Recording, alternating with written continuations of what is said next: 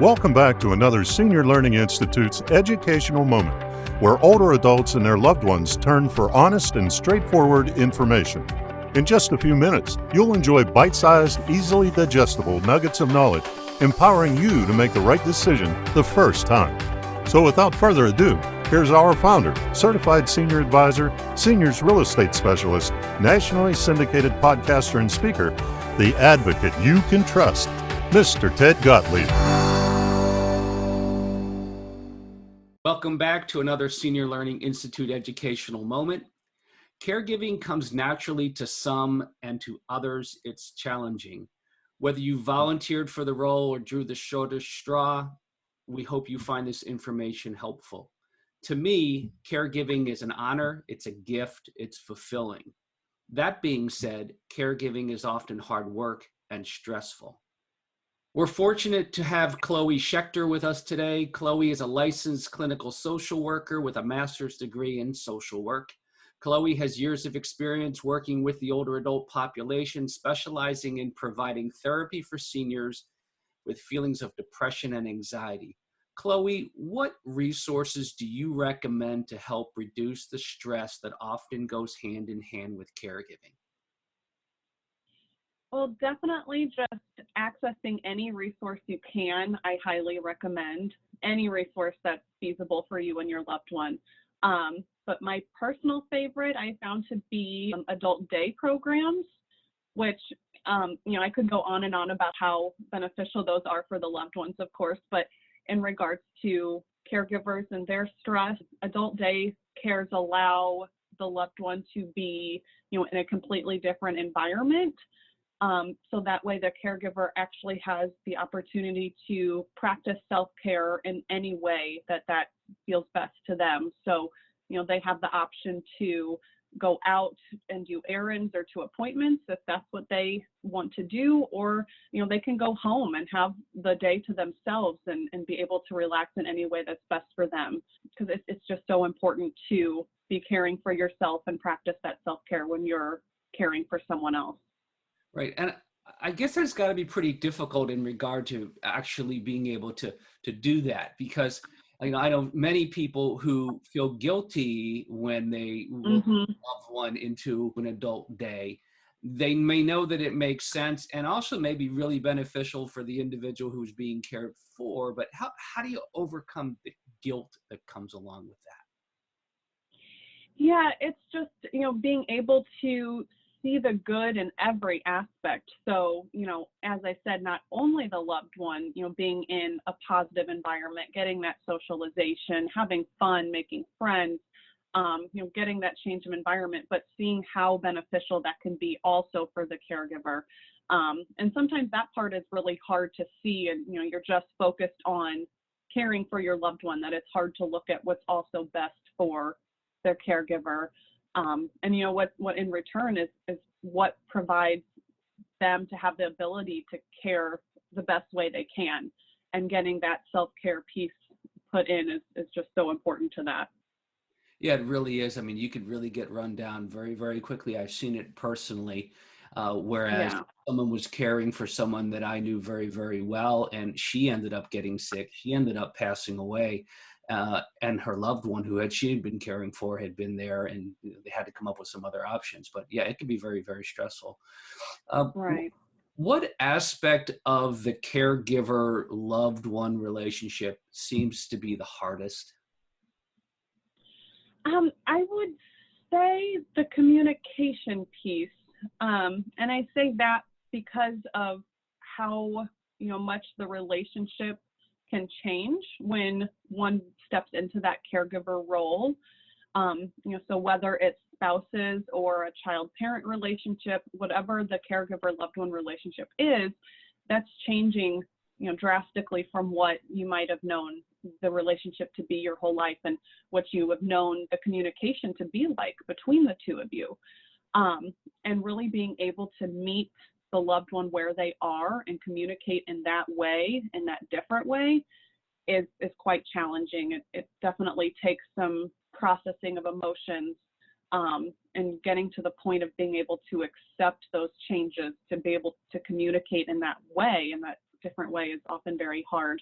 The caregiver could even be going through, the grieving process of what that relationship once was, or the ways they used to communicate.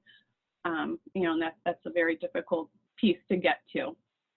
Right. So let's just say that the communication between the two wasn't great to begin with.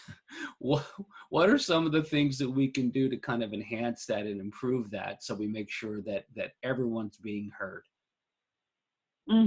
So yeah, we see that a lot, and it's a very difficult change to make, where if it wasn't great, and then maybe the loved one becomes not able to communicate even as well as before, on top of not of a great relationship as far as communication goes, it's a very hard piece to process. It takes a lot of work on the caregiver's part, and really managing their emotions and getting in the right mind state of acceptance, and being able to work through all those feelings to communicate with love and patience. And it's a hard thing to go through, but it does take a lot of work on the caregiver's end to get there.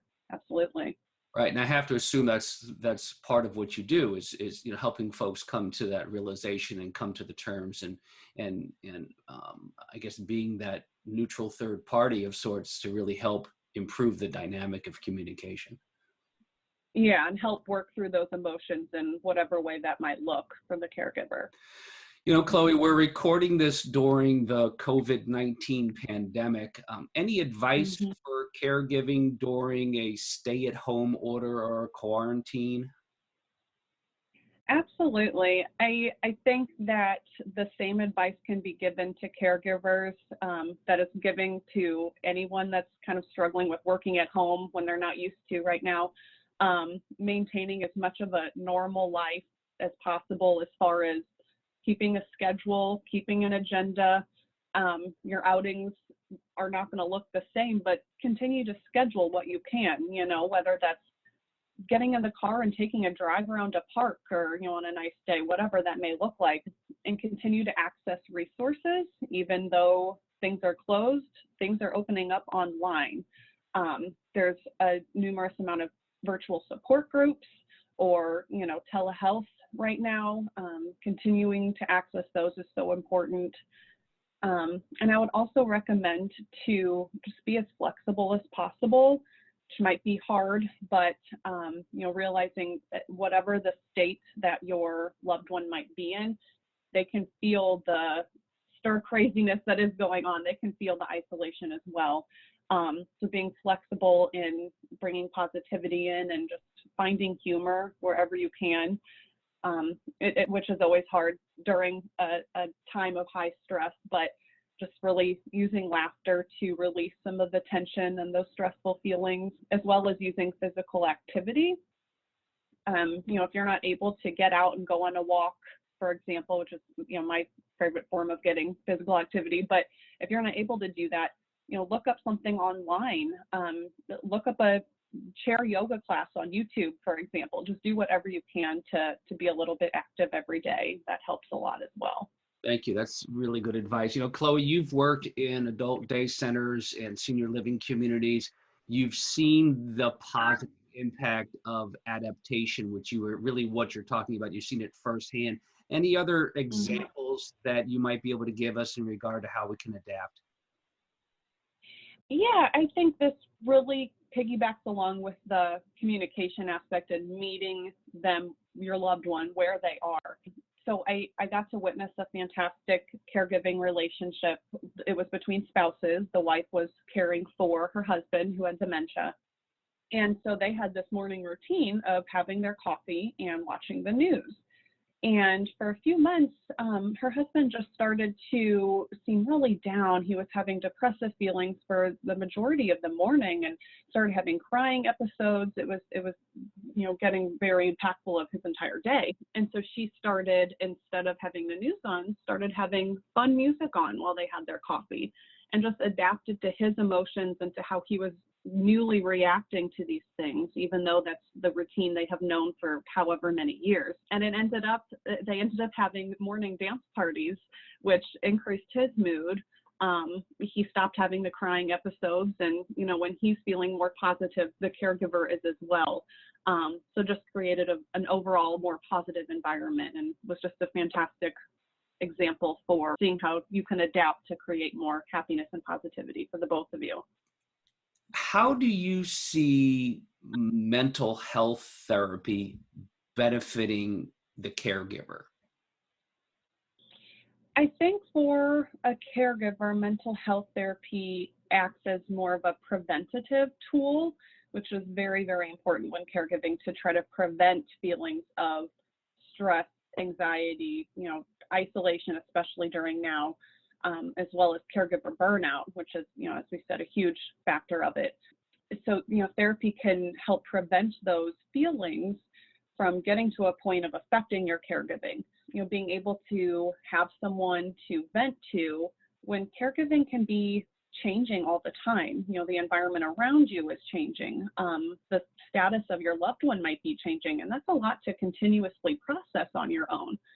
So having someone to process through those changes with, vent those emotions, caregiving, as you said, can be stressful, but can be so rewarding and so fulfilling. And just being able to have someone help you remain in that positive mindset is really important. That's great. Also helps people stay home longer so they can age in place and really deal with their needs at home versus having to go to a community, assisted living community, for instance, where it can get relatively expensive. And it may get to the point where you need to do that anyway, but prolonging that and enhancing someone's lifestyle, I think, is really, again, a gift. It's also probably a little bit more cost effective if you're able to maintain that care at home. Right. I'm curious in regard to the mental health therapy, the counseling sessions that you do. Is that typically a private pay, or does insurance cover that? So we can accept Medicare or private pay. So we're able to bill Medicare for that. Oh, that's great. And even over the phone sessions right now as well can be billed, which is fantastic. Oh, that's fabulous. Are there co-pays to go along with that, or is it 100% covered through Medicare? Yeah, it should be 100% covered for the most part. Every insurance, it tends to be different, but I can safely say majority of the time, yes, it will be 100% covered. Well, I'd say that's a bonus. Absolutely. Why wouldn't you get the help? I know it's hard sometimes to admit to yourself that you need some assistance, but boy, especially if you can do it over the phone and have these type of sessions and really get the help that you need for your own sake, I think that's a win-win all the way. And especially if you can see it as a preventative measure, not waiting until something builds up to that point. Oh, that's great. If someone wants to get in touch with you, what's the best way for them to do that? So calling my office, West County Psychological Associates, the main line, that would be the easiest way. And I can give that phone number. It's 314-275-8599.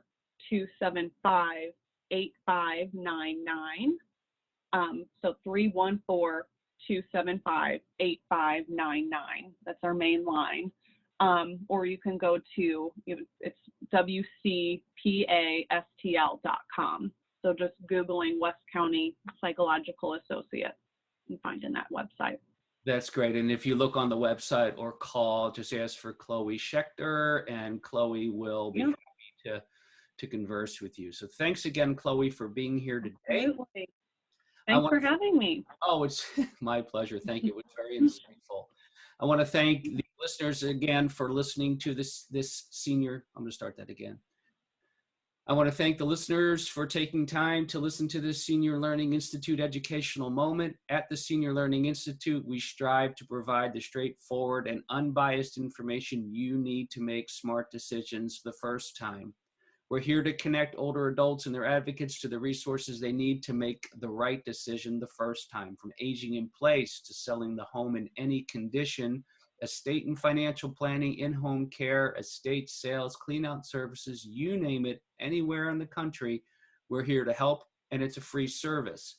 To learn more, Please visit us at theseniorlearninginstitute.com. Until next time, I'm Ted Gottlieb, Certified Senior Advisor, Seniors Real Estate Specialist, and founder of the Senior Learning Institute.